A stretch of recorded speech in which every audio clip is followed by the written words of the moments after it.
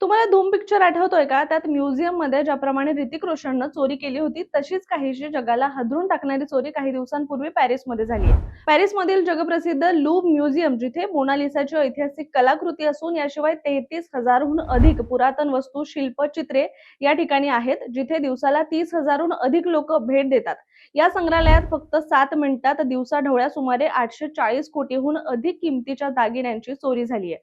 4 चोरट्यांनी हायड्रोलिक लिफ्टचा वापर करत म्युझियममध्ये प्रवेश केला होता, तर डिस्क कटर वापरून काचा सुद्धा कापल्या आणि नेपोलियन आणि महाराणी यांच्या दागिन्यातील 9 दागिने लंपास केले.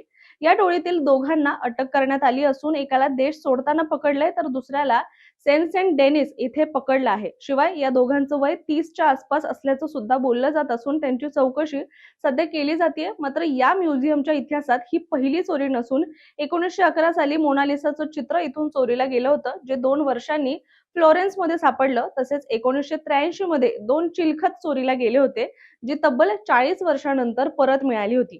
हे संग्रहालय जगभरातील पर्यटकांसाठी आकर्षण केंद्र असल्याने या घटनेकडे सगळ्यांचं लक्ष आहे.